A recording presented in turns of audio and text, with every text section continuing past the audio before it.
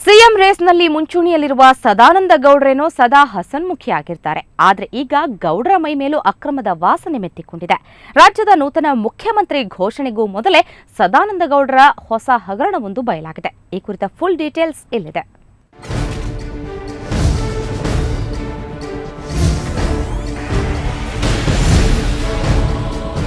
ಈ 5 ಅಂತಸ್ತಿನ ಕಟ್ಟಡ ಇರೋದು ಬೆಂಗಳೂರಿನ HSR ಲೇಔಟ್ನಲ್ಲಿ. ಇದನ್ನ ಕಟ್ಟಿರೋದು ಸಿಎಂ ರೇಸ್ನಲ್ಲಿರೋ ಸಂಸದ ಸದಾನಂದ ಗೌಡರು. 2007ರಲ್ಲಿ ಸದಾನಂದ ಗೌಡರಿಗೆ BDA ಮಂಜೂರು ಮಾಡಿದ್ದ 50-80 ಅಡಿ ಜಾಗದಲ್ಲಿ ಈ ಕಟ್ಟಡ ತಲೆ ಎತ್ತುತ್ತಿದೆ. ಆದರೆ ಸದಾನಂದ ಗೌಡರು BDA ನಿಯಮಗಳನ್ನ ಉಲ್ಲಂಘಿಸಿ ಈ ಕಟ್ಟಡವನ್ನ ನಿರ್ಮಿಸಿದ್ದಾರೆ. ಮನೆ ಕಟ್ಟಲು ಅನುಮತಿ ಪಡೆದು 5 ಅಂತಸ್ತಿನ ವಾಣಿಜ್ಯ ಸಂಕೀರ್ಣ ನಿರ್ಮಿಸಿದ್ದಾರೆ.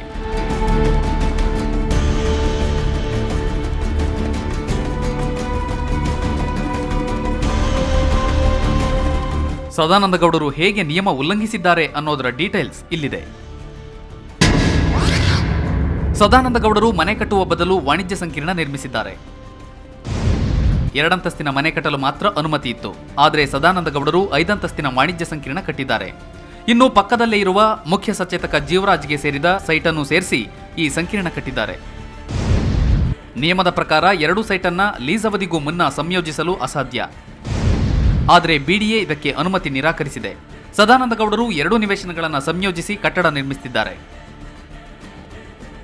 ಇವಿಷ್ಟು ಮಾಹಿತಿಯನ್ನ RTA ಕಾರ್ಯಕರ್ತ ಶಿವಕುಮಾರ್ ಹೊರತೆಗೆದಿದ್ದಾರೆ. ಆದರೆ ಈ ಅಕ್ರಮ ಗಮನಕ್ಕೆ ಬಂದಿದ್ರೂ BDA ಯಾವುದೇ ಕ್ರಮ ಕೈಗೊಳ್ಳದೆ ಕೈಕಟ್ಟಿ ಕೂತಿದೆ ಎಂದು ಶಿವಕುಮಾರ್ ಆರೋಪಿಸಿದ್ದಾರೆ. ನಿಯಮ ಉಲ್ಲಂಘಿಸಿರೋ ಸದಾನಂದ ಗೌಡರ ವಿರುದ್ಧ BDA ಏನೇನು ಕ್ರಮ ತೆಗೆದುಕೊಳ್ಳಬಹುದು ಅಂದ್ರೆ, 2 ನಿವೇಶನಗಳ ಸಂಯೋಜನೆಗೆ ಅನುಮತಿ ಸಿಕ್ಕಿಲ್ಲದ ಕಾರಣ ಈ ಕಟ್ಟಡವನ್ನ ನೆಲಸಮ ಮಾಡುವ ಅಧಿಕಾರ BDAಗಿದೆ. ಇನ್ನು ಮನೆ ಕಟ್ಟಲು ಅನುಮತಿ ಪಡೆದು ವಾಣಿಜ್ಯ ಕಟ್ಟಡ ಕಟ್ಟುತ್ತಿರೋದ್ರಿಂದ ಸದಾನಂದ ಗೌಡರಿಗೆ ಹಂಚಿಕೆ ಮಾಡಿರೋ ಸೈಟನ್ನ BDA ವಾಪಸ್ ಪಡ್ಕೋಬಹುದು. ಆದರೆ ಸದಾನಂದ ಗೌಡರು ನಿಯಮ ಉಲ್ಲಂಘಿಸಿಲ್ಲ.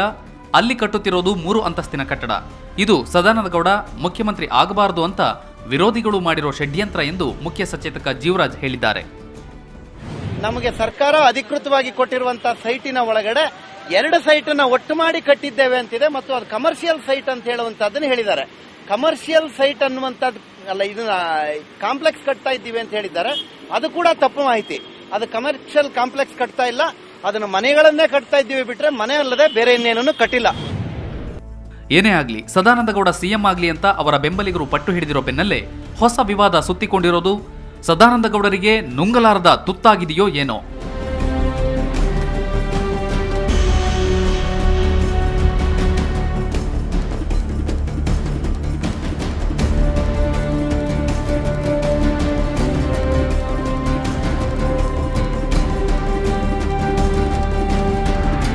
ಅರುಣ್ ಜತೆ ಮಸೂದ್, ಸುವರ್ಣ ನ್ಯೂಸ್ 24/7 ಬೆಂಗಳೂರು.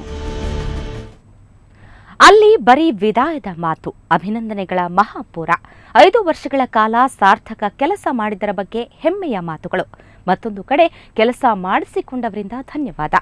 ಇಂಥದೊಂದು ನೋವು ನಲಿವುಗಳಿಗೆ ವೇದಿಕೆಯಾಗಿದ್ದು ಲೋಕಾಯುಕ್ತರ ಕಚೇರಿ. ಲೋಕಾಯುಕ್ತ ನ್ಯಾಯಮೂರ್ತಿ ಸಂತೋಷ್ ಹೆಗಡೆ ಅವರಿಗೆ ಇವತ್ತು ಅಧಿಕಾರದ ಕೊನೆಯ ದಿನ. ಇಲ್ಲಿದೆ ನೋಡಿ ಹೆಗಡೆ ಅವರ 10 to 5 ರಿಪೋರ್ಟ್.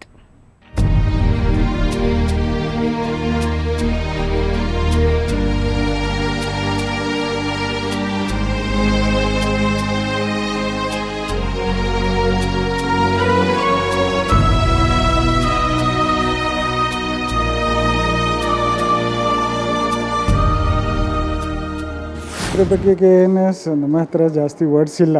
ಯಾಕೆಂದರೆ ಇದು ಪರ್ಸನಾಲಿಟೀಸ್ಗೆ ವರ್ಡ್ಸ್ದಲ್ಲಿ ಡಿಸ್ಕ್ರೈಬ್ ಮಾಡೋಕ್ಕೆ ಸಾಧ್ಯ ಇಲ್ಲ. ಆ್ಯಂಡ್ ನಾನು ಸ್ವಲ್ಪ ಈ ಸಾಹೇಬ್ರ ಬಗ್ಗೆಗೆ ಯಾರೋ ಮಾತಾಡಿದಾಗ ನಮ್ಗೆ ಭಾಳ ಇಮೋಷ್ನಲ್ ಆಗಿಬಿಡ್ತಿದ್ದೀನಿ. But as a man, as a Lokayukta or head of the institution, I think is excellent. There is no comparison. ಎಷ್ಟು ಸಹಾಯ ಮಾಡಿದೆ ಅಂತ I will never forget in my life.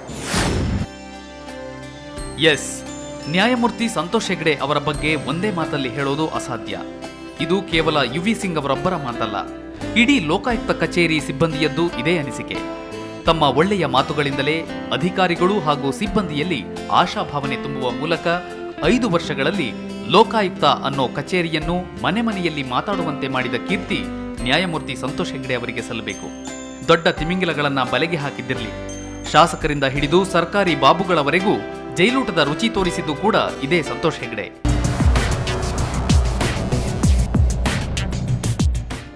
ಇಂಥ ಒಬ್ಬ ವ್ಯಕ್ತಿ ಇವತ್ತು ನಿವೃತ್ತಿಯಾಗುತ್ತಿದ್ದಾರೆ ಎಂದರೆ ಎಲ್ಲರಲ್ಲೂ ಬೇಸರ, ದುಗುಡ, ನೋವು ಇವೆಲ್ಲಕ್ಕೂ ಇವತ್ತು ಸಾಕ್ಷಿಯಾಗಿದ್ದು ಲೋಕಾಯುಕ್ತರ ಕಚೇರಿ.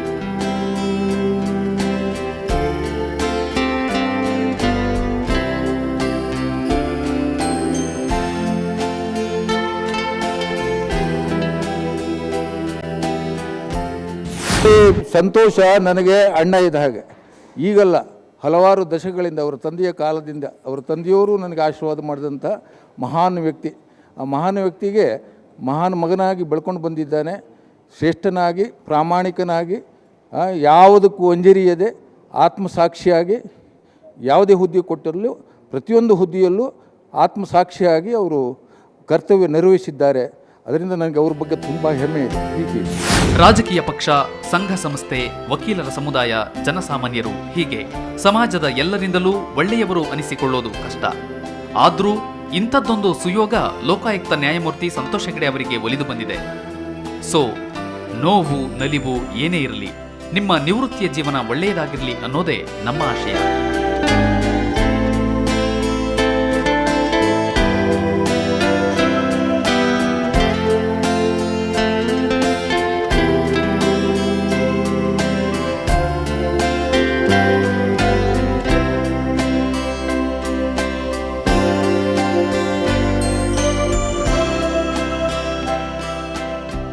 ಸಿ ಮಂಜುನಾಥ್ ಮತ್ತು ರವಿಕುಮಾರ್, ಕ್ರೈಮ್ ಬ್ಯೂರೋ, ಸುವರ್ಣ ನ್ಯೂಸ್ 24/7.